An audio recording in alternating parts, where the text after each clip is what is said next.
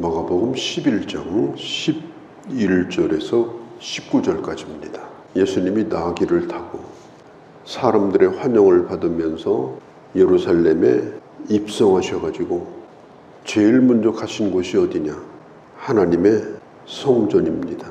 오늘 성경을 보면 주님이 성전에 들어가서 모든 것을 둘러보셨습니다. 하루 종일 예루살렘 성 안에 거하면서 자세하게 관찰하신 거예요. 때는 마침 6월절 절기가 가까웠기 때문에 많은 순례자들이 모여들고 있었고, 특별히 제사장들과 레위 사람들은 6월절 명절 준비 때문에 지금 대단히 바쁩니다. 예루살렘 성 안에는 여기저기 많은 상인들이 모여들어서 지금 대목을 보려고 좌판을 벌려놓고 있는 그런 상황입니다. 정말 명절 같은 분위기입니다. 하루 종일 이런 모습을 보시면서 주님이 아주 비통한 심정으로 그 성을 나오십니다. 오늘 11절에 보면 머물러 계시다가 베다니로 나오셨다. 주님이 거기서 보신 것이 뭘까? 성전에 들어가서 주님이 뭘 보셨을까? 종교를 이용해가지고 자기 이익을 챙기는 타락한 종교 지도자들, 종교를 이용해서 뭔가 이익을 남기려고 하는 장사꾼들, 그냥 분위기에 휩싸여가지고 예배를 드리러 온 건지 구경하러 온 건지 예루살렘 성 안에 가득 차 있는 순례자들, 이런 것들을 주님이 보셨습니다. 그리고 그 이튿날 베다니에서 다시 예루살렘으로 또 들어가십니다. 마침 시장하셔가지고 12절에 보면 예수께서 시장하신지라. 예수님도 시장하십니다. 좀 열매를 찾아보라. 예수님 당시에 길가에 있는 무화과나무는 그냥 공동으로 따먹을 수 있는 나무입니다. 우리 주님께서 그때 열매를 구한 그때는 철이 아닌 때였습니다. 13절 끝에 보면 때가 아님이라. 철이 아닐 때인데 열매를 따오라 그랬습니다. 예수님이 계신 그 팔레스타인 땅뿐만 아니라 지중해 연안, 거기에 무화과나무가 많이 나오거든요. 그때 3월달, 4월달에는 이파리가 나옵니다. 그리고 마디 사이에서 무화과 열매가 이제 좀씩 나와요. 시퍼렇게. 익은 열매가 아니고 아주 손가락만한 작은 열매가 나오게 됩니다. 그러다가 점점점 이제 커져가지고 이제 8, 9월 달, 그때 이제 껍질을 벗겨서 먹을 수 있을 정도로 열매가 잘 익거든요. 6월절은 언제냐면은 4월 달입니다. 그러니까 이게 열매를 구할 수 있을 때가 아니에요. 푼 열매가 있을 때입니다. 예수님께서는 그거라도 따오라 명하신 거예요. 잎새기가 지금 한참 나오기 시작하고 뭔가 좀 있을 것처럼 보이는 그런 때인데 작은 열매라도 맺지 않은 거예요. 그러면 먹지도 못할 열매를 왜 따오라고 하는가? 주님이 억지 부리는 거 아닌가? 먹을 만한 열매를 찾지 못하는 것이 당연한 것이 아닌가? 한 끼 식사를 안 했다고 이렇게까지 꼭 해야 되는가? 아마 제자들은 그런 생각을 했을지도 모릅니다. 그런데 중요한 것은 그 일을 통해서 주님이 교훈하고자 하는 뜻이 있는 겁니다. 14절에 제자들이 듣더라. 시기가 어떻든지 간에 나무는 열매를 맺어야 된다. 우리 예수 믿는 사람은 나무입니다. 포도나무나 무화과나무는 하나님의 백성을 의미해요. 어떤 경우는 열매를 맺어요. 그런데 시기가 안 좋으면 열매는커녕 아무것도 없어요. 그때그때 달라요. 어떤 때는 뭐 잘하는 것 같은데 어떤 때는 흔적도 없어요. 어디가 있는지도 몰라요. 그렇게 하지 말라는 겁니다. 하나님의 사람은 때가 좋든지 나쁘든지 누가 보더라도 참 힘들고 어려울 때랄지라도 여전히 열매를 맺는 사람이 되어야 한다. 예수님이 마태복음 7장 10절에 보면 이렇게 말씀했어요. 그 사람을 어떻게 알겠는가? 열매를 보고 알리라. 그 사람이 하는 말을 보고 아는 것이 아니라 그 사람이 맺는 삶의 열매를 보고 그 사람을 알 것이다. 그래서 시기가 아닌 때에 열매를 구한 것은 주님이 제자들에게 뭔가를 분명하게 말씀하시려고 이런 일을 시킨 겁니다. 그런데 열매가 없었어요. 때가 아니기 때문에 없었습니다. 당연히 없었어요. 그럼에도 불구하고 우리 주님께서 이렇게 말씀합니다. 14절에 영원토록 사람들이 너에게서 열매를 따먹지 못하리라. 그 소리를 제자들이 듣더라. 아, 이게 뜻이 있는 거구나. 지금 주님이 배고파서 하는 것이 아니라 뭔가 열매가 없다는 것은 이것은 대단히 심각한 문제구나. 이파리만 무성하고 겉이 그럴듯해도 열매가 없는 것은 소용없는 것이구나. 그 이파리가 뭐겠어요? 겉으로 보여주는 거 아니겠어요? 형식적인 거. 형식이 아무리 화려하고 그럴듯하고 그렇다 하더라도 실제로 열매가 없으면 존재 가치가 없다. 주님이 왜 이 말씀을 하셨는가 하면 그 전날 성전에서 보았던 종교 지도자들에게서 그런 것을 본 겁니다. 거룩한 옷을 입고 지금 뭔가를 부지런히 지금 하고 있습니다. 얼마나 바쁜지 모릅니다.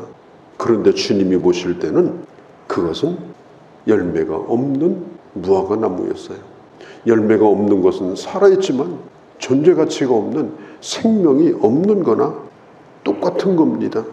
뭐 사람이 겉으로 그럴듯하게 보이는 거 나쁜 거 아니죠. 멋지게 보이는 거 그게 뭐 나쁘겠습니까? 그러나 그것뿐이라면 그건 문제가 있습니다. 그것뿐이라면 보여줄 게 그것밖에 없다면 교회에서도 마찬가지예요. 당신 누구냐?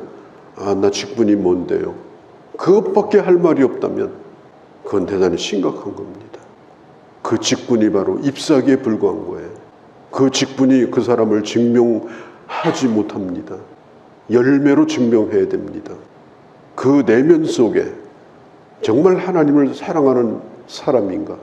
하나님의 사람의 마음을 가지고 하나님의 일을 하는 사람인가? 그게 없다고 하면 결국은 이파리만 무성한 나무에 불과한 것이다. 참 안타까운 일이죠. 나무도 안타깝잖아요, 그러면. 그런데 사람이 그렇다면 얼마나 안타깝겠습니까? 더군다나 하나님의 사람이 그렇다면 얼마나 이게 비극적인 겁니까? 그렇게 하시고 주님이 그 이튿날 예루살렘에 또 들어가셔요. 15절에 그들이 예루살렘에 들어가니라. 주님이 목격하신 것은 성전에 장사꾼들이 가득 차 있었어요. 여기서 말하는 성전은 이방인의 뜰입니다. 예배를 드리러 온 사람이 대기하고 있는 곳이 이방인의 뜰이에요. 거기는 예배 드리러 온 사람이 있는 곳이에요. 그런데 거기에 누가 들어왔느냐? 장사꾼들이 돌았어요. 좌판을 깔았어요. 비둘기 재물도 팔고 양도 팔고 소도 팔고 성전에 들어가려면 성전세를 내야 되거든요. 헌금이에요. 반드시 내야 돼요. 유대인의 화폐인 세겔 화폐로 내야 되는데 그때 당시는 로마 시대니까 전부 데나리온입니다. 그래서 데나리온을 가지고 와가지고 거기서 돈을 받고 환전을 하는 거예요. 그렇게 해서 세겔을 내도록 환전하는 사람들이 거기에 또 있었어요. 재물 파는 사람도 있었어요. 그것까지는 이해를 합니다. 먼 데서 재물을 끌고 올 수 없기 때문에 살 수 있습니다. 그런데 성전 안에 들어와서 예배드리러 온 사람들이 머물러 있는 그곳에서 재물을 팔고 있는 거예요. 그것도 성한 재물이 아니에요. 재물이 온전한가 검사는 누가 하냐? 제사장들이 하거든요. 그런데 파는 재물들은 어디다 버려도 되는 그런 짐승들을 가지고 와가지고 그걸 팔고 있어요. 그러면 제사장이 묻습니다. 이거 재물 어디서 가져왔냐? 마당에서 샀는데요. 무조건 통과해요. 자리세 받고 물건 팔고 그리고 다 결탁해가지고 서로 이익을 나눠 먹는 거예요. 이런 기가 막힌 일이 성전 안에서 일어나고 있는 겁니다. 이게 예수님이 그걸 보신 거예요. 아무도 예배 드리러 오는 사람이 없어요. 예배 드리러 왔다고 하는 사람도 예배자가 아니에요. 이익을 남기려고 하는 사람들, 그리고 편리하게 예배 드리겠다고 하는 사람들, 이런 사람들만 거기에 가득 차 있는 겁니다. 우리가 예배당에 와서 예배를 드릴 때 나는 어떻게 예배를 준비하고 있는가 한번 생각해 볼 필요가 있어요. 진정한 예배는 집에서 출발하는 순간부터 예배가 시작됩니다. 순례자는 그 발걸음이 성전을 향해서 출발하는 발걸음이라면 순례자의 발걸음 자체가 예배입니다. 성전문에 들어서면 이미 예배가 시작된 겁니다. 거기에 집중해야 되는 것입니다. 그 좌판 이거 다 뒤집어 엎어버리고 내쫓아버립니다. 제일 화가 난 게 누구냐? 제사장이에요. 하지 않을 일을 했는데 너무 잘못했기 때문에 그 예수님에게 한마디도 말을 못하고 그 속에 품은 생각이 뭐냐? 18절에 저 사람을 어떻게 죽일까? 그 궁리를 했어요. 예수님을 죽일 궁리를 누가 했느냐? 제사장이 했습니다. 왜 했습니까? 예배 방해가 아니에요. 자기들의 그 정당하지 못한 일을 드러내고 방해하니까. 주님이 하신 말씀이 간단합니다. 17절에 내 집은 기도하는 집이라. 이 말이 뭐예요? 내 집은 주님을 예배하는 집이다. 우리가 어디서든지 기도할 수 있어요. 입을 뒤집어 쓰고 기도할 수 있어요. 직장에서 기도할 수 있어요. 길 가면서 기도할 수 있어요. 그러나 우리가 객관적으로 한번 생각해 보세요. 어디 가서 기도할 때 기도가 제일 잘 되죠? 교회 와서 기도할 때. 어디서든지 예배할 수 있어요. 유튜브 보고도 예배할 수 있어요. 어디서 예배가 진짜로 드려지죠? 예배당에 와서. 언제 찬송이 제대로 드려져요? 어디든지 길 가면서도 찬송할 수 있어요. 그런데 그 찬송이 진정으로 드려질 때는 내가 스스로 생각해도 예배당에 와서 예배 드릴 때입니다. 우리가 코로나 시대를 지나면서 어디서든지 해도 된다. 어떤 날이든지 다 주일이다. 그런 이상한 얘기를 하는 사람이 있는데 내 집은 만민이 기도하는 집이라. 우리가 이 말을 깊이 새겨야 합니다. 예배가 회복되어야 하고 예배의 경건성이 회복되어야 합니다. 그리고 나는 진정한 예배자가 아니라면 이파리가 무성한 나무에 불과합니다. 우리가 영적으로 삶의 열매도 중요하지만 진정으로 열매를 맺기를 원한다면 먼저 하나님 앞에 드려지는 예배의 열매가 먼저 회복되어야 삶의 열매도 회복되는 겁니다. 오늘 이 말씀을 깊이 기억하고 더 가까이 나가는 그런 시간이 되어지기를 바랍니다. 거룩하신 우리 아버지, 우리 주님이 성전을 2번 드나드시면서 안타까운 마음으로 보셨던 그 심정, 내가 하나님 앞에 드리는 예배와 그 예배의 섬김이 어떠한지, 주님의 환영을 받을 만한지 우리 자신을 한번 돌아보게 하시고, 하나님 아버지, 이제 진정한 예배자의 자리로 돌아가게 하시고, 그리고 예배뿐 아니라 삶의 열매도 풍성히 맺어 하나님 앞에 영광을 돌리는 그런 저희가 되게 하여 주시옵소서. 우리 주 예수님의 이름으로 기도하옵나이다. 아멘.